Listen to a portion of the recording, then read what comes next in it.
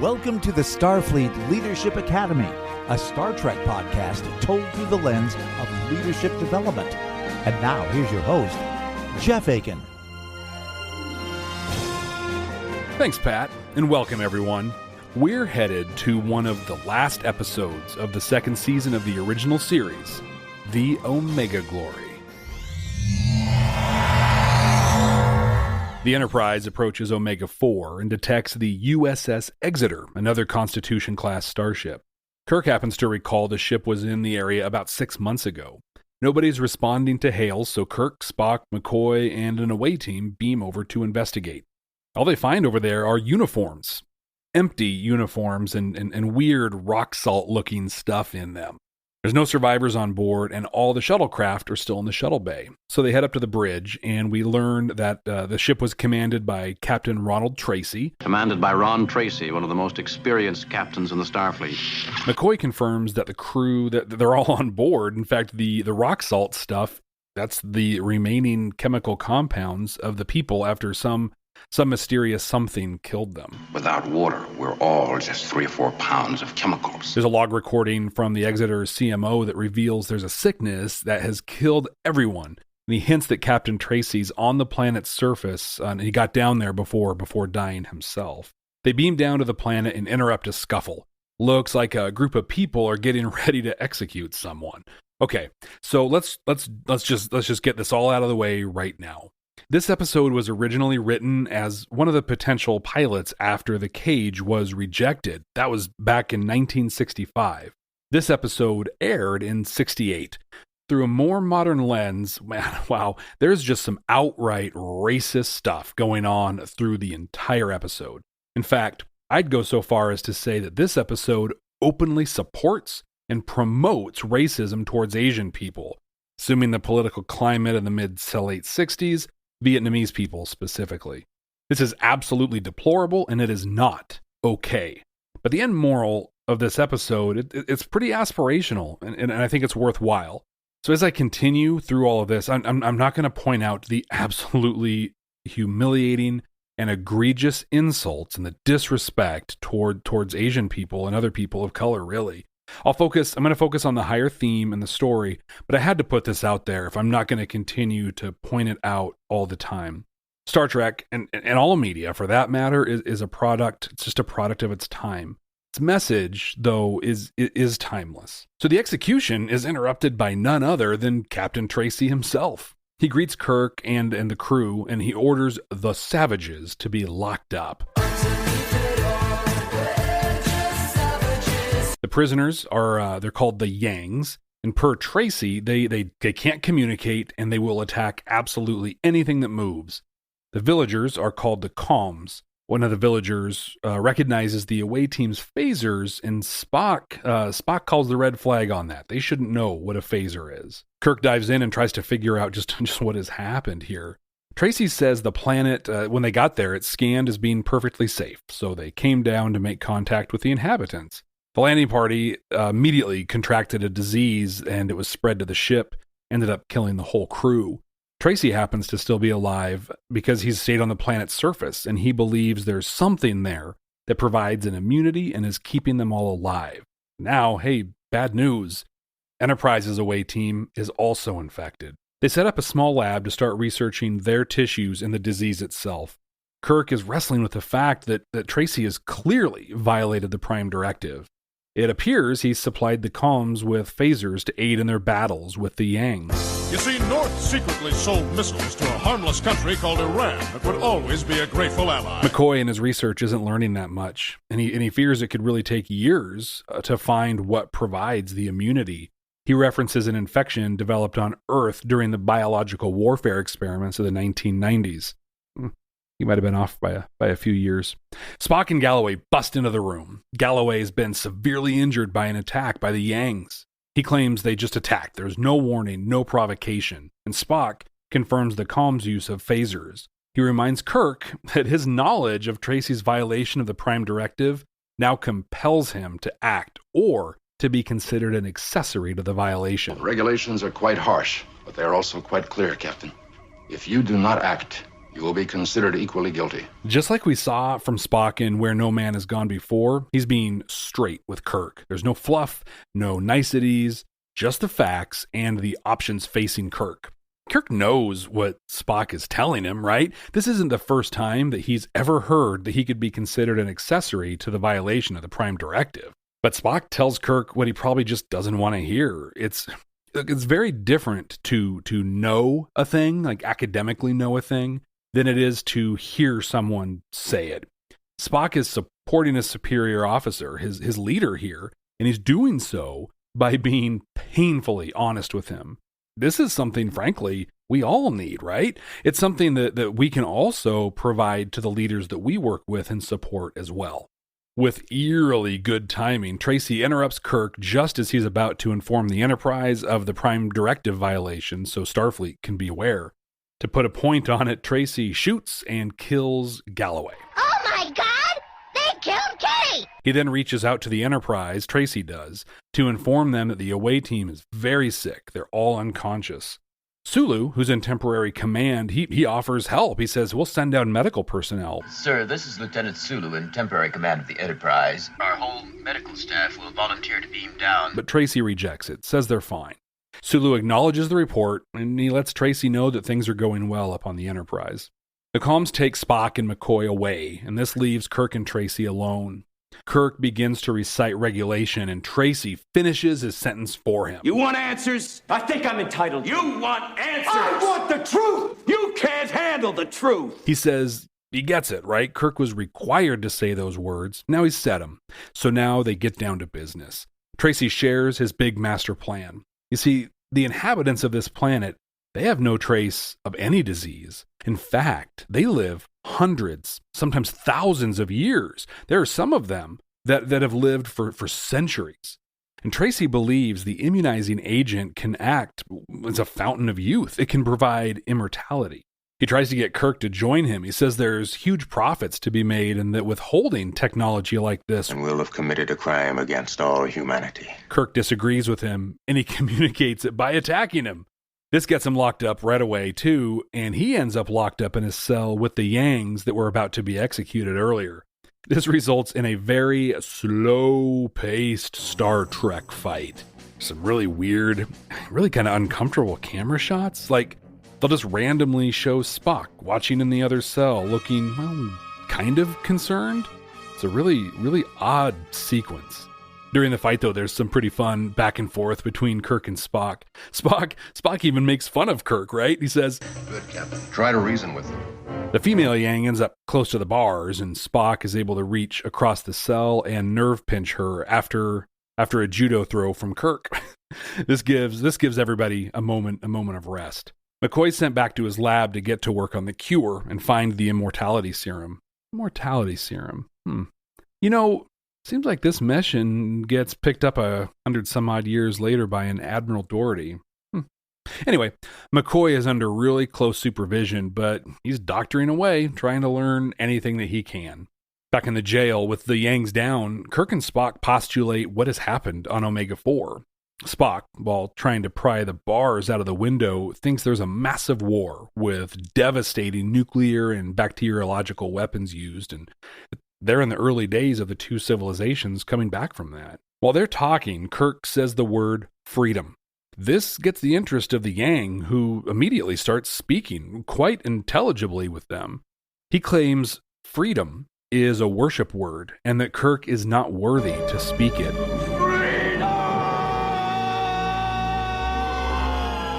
Kirk tries to connect with them, saying freedom is also a worship word for him and his crew. Cautiously starts working to pry the bars out of the window like Spock was doing, and encourages the Yang to help him. They work together, and they're successful.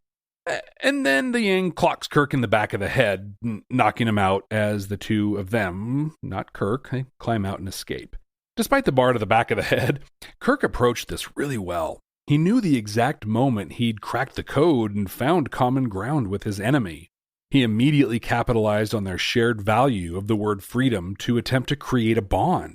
He furthered the bond by emphasizing their shared plight of being prisoners of the comms. What he's doing here is actively seeking common ground.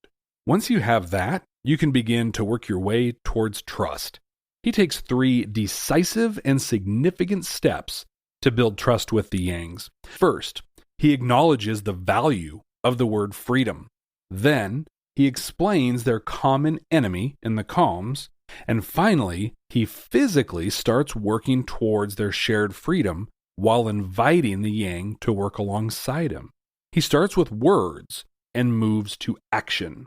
Now, this didn't end particularly well for him, but that's because he was working with a distrust that runs so much deeper than just him. This Yang believes comms are only good for killing and has really no reason to not think that Kirk and Spock have that same sentiment towards him. But in our world, we don't often find ourselves locked in a cell with someone we believe is part of a group that is actively killing all of us. Where we do find ourselves, though, is in a situation where we don't trust a peer, or we don't trust our manager. Kirk's approach here can work very well for us in these situations. Seek out common ground. Find opportunities that translate into action. Now, this doesn't provide a shortcut to trust, as evidenced by Kirk's concussion, but it paves the road to it. You still have to work. You have to earn that trust, but hey, now you actually can. I suppose another lesson in this, as I think about the potential brain injury Kirk now has to deal with, is the impact of trauma, like the deep and often unexpected manifestations of trauma. I think it's important here that I let you know, full disclosure, I'm not a medical professional. I'm not a behavioral health professional. I'm just a guy that has had a lot of management and leadership roles in my life. But what I do know is that trauma is real. In DS9 Emissary, we talked about how Sisko never left the moment of his wife's death. That trauma informed every action, every decision he made from that point forward, and he didn't even realize it until the prophets or the wormhole aliens, they showed him. The Yang here has suffered tremendous trauma. I mean, he's been at war for as much as we know, his entire life, and maybe even longer than that. He's likely seen countless loved ones slaughtered by the comms. Kirk starting to pave a road to trust doesn't just make all that go away. His brain has been literally wired to respond violently to the unknown. And there's no way Kirk could have known the depths of all of this. To be clear, like in this new thought I'm having, Kirk didn't do anything wrong here. And the Yang ultimately behaved as would be expected. What we can hope, though, is that what Kirk did is pave a road that'll pay off later in the episode. Kirk wakes up after having been out for 7 hours and 8 minutes. Whoa, that is a long time. A severe head injury will knock somebody out maybe for a few minutes. At 30 minutes, they're going to be in beyond critical condition. 7 hours? Wow. Well, Kirk, not wanting to waste any more time, climbs out the window, frees Spock, and they meet up with McCoy. He's in there 7 hours, and the window is still wide open. Like, no one even checked up on them in that whole time. They have no idea that the Yangs have escaped. So, hey, Jeff Akin rewrite number 1. You make that 7 hours into 7 minutes? Yeah, a lot more believable. McCoy confirms that there was a terrible biological war that occurred here. Over time, nature counterbalanced the overload of diseases. After just a few hours, the planet, through nature, cures the disease. McCoy's conclusion is there is no fountain of youth. I can do more for you if you just eat right and exercise regularly. And this is just the biology of the inhabitants and the nature of Omega-4. I am Omega. Bottom line, they're cured. They can safely leave the planet at any time, as can Captain Tracy. And we can leave anytime we want to. Once again, on cue, Tracy pops in, and this time he blasts the communication device. He is a wreck. The Yangs, informed by the escapee, have attacked.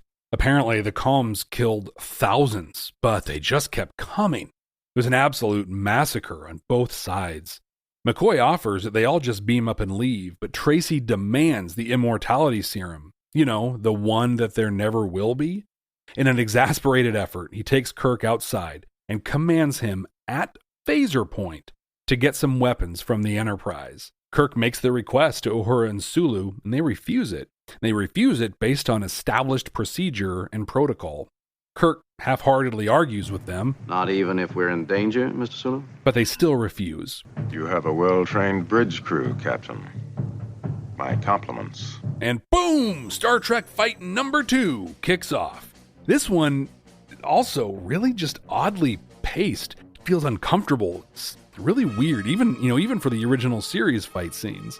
Well, the fight ends when a group of Yangs capture them. It's really just a passing moment in this whole sequence, but when Kirk calls for the phasers, we see the results of excellent management and leadership. He's clearly trained and drilled his officers on the regulations and processes, specifically around weapons and landing parties. He is so confident in that training and drilling that he doesn't even hesitate to call up to them when Tracy demands it. He knows exactly what's going to happen. He has created a culture of accountability on the Enterprise. Can you think of situations where, the rules apply to everybody except the boss? Maybe on the Exeter, if one of Tracy's crew made that ask of his bridge crew, they would have followed protocol, shut him down. But if it was Captain Tracy that asked, well, he's the boss, so they make an exception. He is the captain after all, right? But on the Enterprise, it don't matter. Everyone is accountable, even Kirk.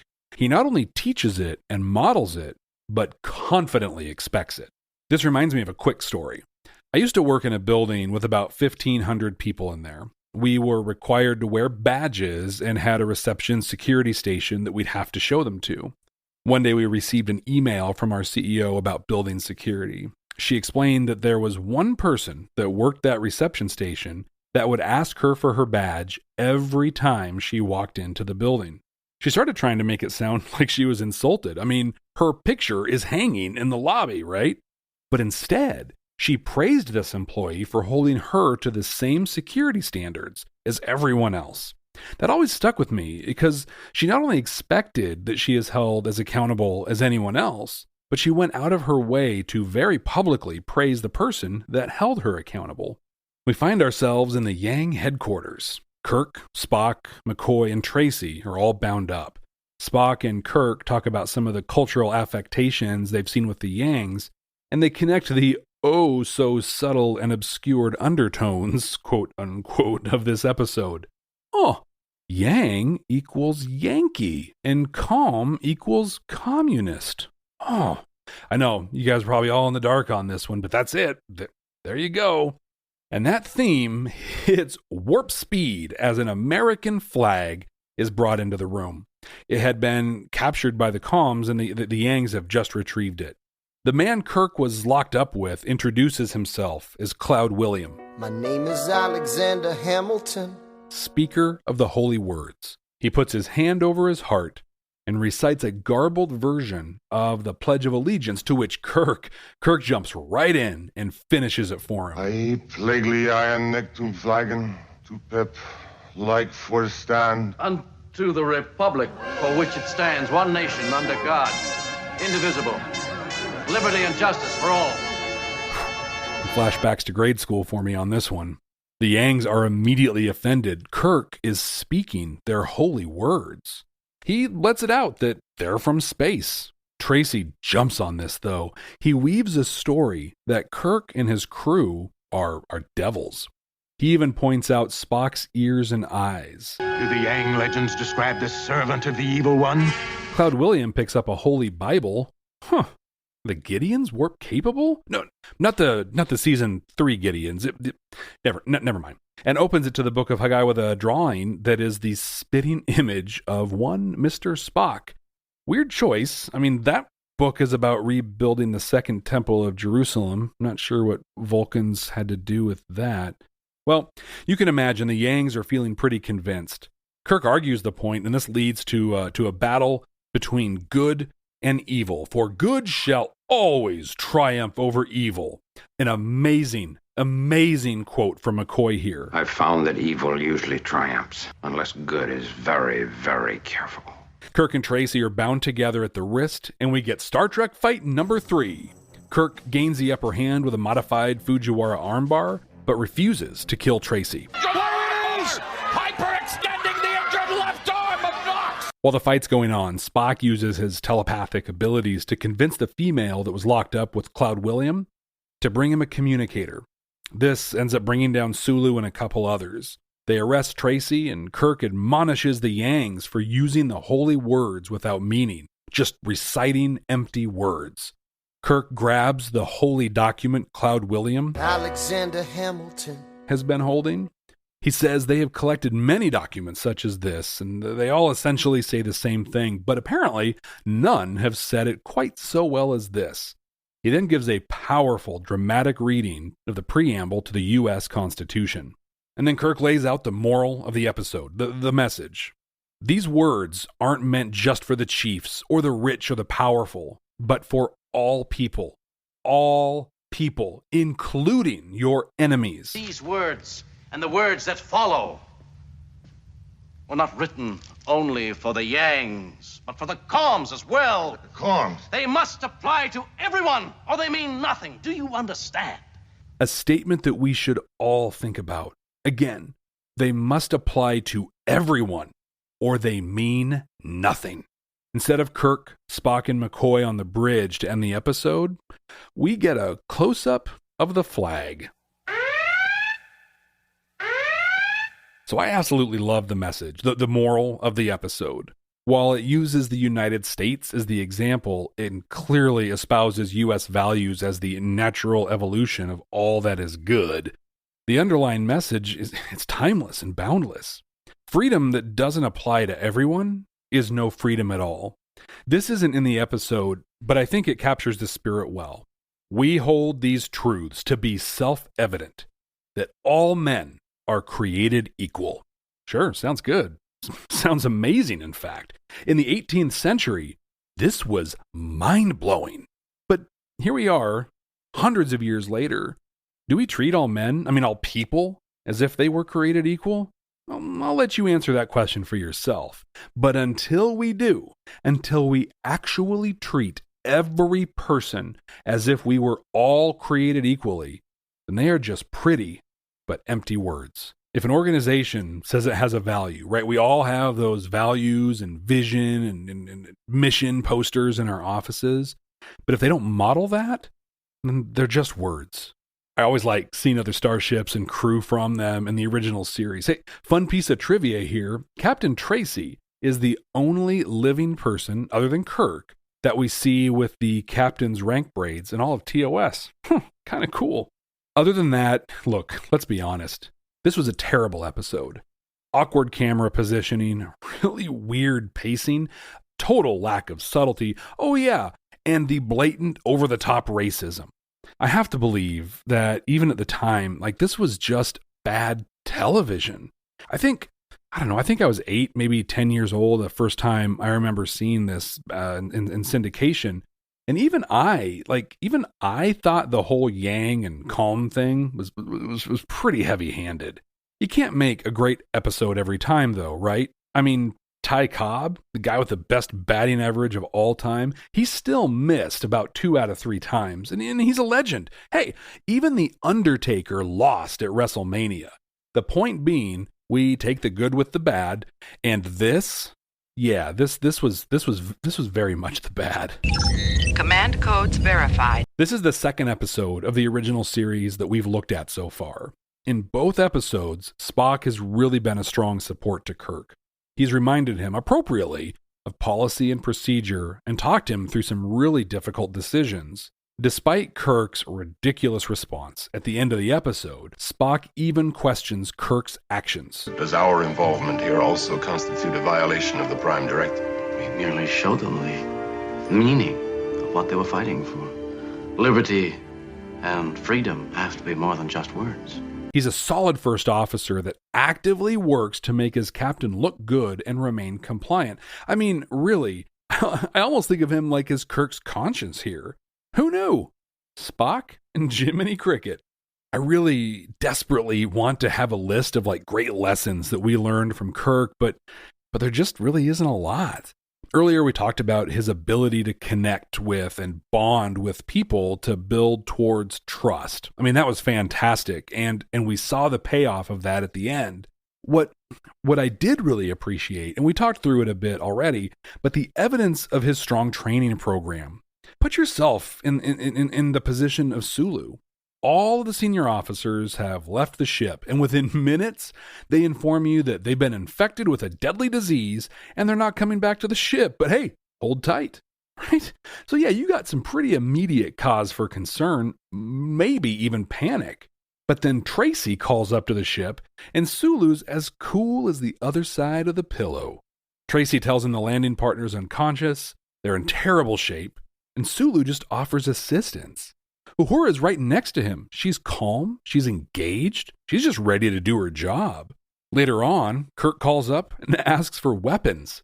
Again, Sulu and Uhura, super smooth. They just quote procedure and follow what they know. Finally, Sulu receives a communicator signal, immediately beams down. And he does this not knowing that the disease can be cured just by staying on the planet, right? So, he's putting himself and his crew in harm's way to take care of them, but he does it immediately so they can take care of business. Now, a lot of this, honestly, is just because Sulu's an absolute rock star, but it's also the product of training. For the crew, this is just another day in the life. Kirk and Spock have built a training program where they run drills, reinforce appropriate behavior, and give opportunities for people to step up. Had this culture of continuous learning and reinforcement not been cultivated, I'd bet that Sulu probably would have lost it by the time Tracy reached out to him. I think there's a couple pieces of this that you can apply right away. Think about this. Do you create training opportunities for people beyond their current role? Do you have a succession plan so operations can continue even when people move on?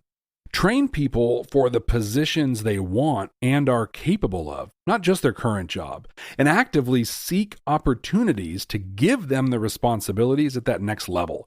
Then when you get promoted or the subject matter expert you rely on gets snagged by the competition, your bench is deep, and they've even played a few downs already. They can step right up and they can continue operations. The key to building a succession plan is to clearly define the roles and the responsibilities of your positions, and then identify the strengths, desires, and preferences of the people on your team. Then you foster, train, and build based on matches between the people and the positions. It's good stuff, and clearly, this is what Kirk has done on the Enterprise. I can't tell you how much I love hearing from all of you. What are your thoughts on this one? Do you, like Alan Austin in his essay, The Limits of Star Trek's Final Frontier, believe that Roddenberry was just being subversive on this one? Are there lessons in this episode I've missed? Look, I'm on all the social media at Jeff T. Akin, Jeff, T as in tonsillitis, A-K-I-N. And if you've enjoyed or learned anything from the Starfleet Leadership Academy, I'd like to ask a favor. Would you please share it with a friend or someone else that you think could benefit from it? All right, what are we going to watch next time? Working.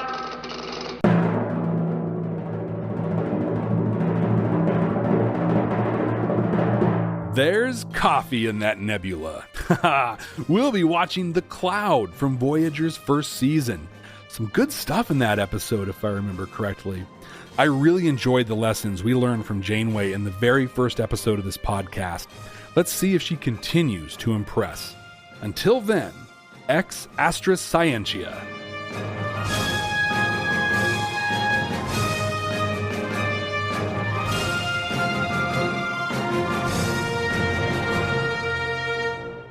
We, the people of the United States, in order to form a more perfect union, establish justice, ensure domestic tranquility, provide for the common defense, promote the general welfare, and secure the blessings of liberty to ourselves and our posterity, to ordain and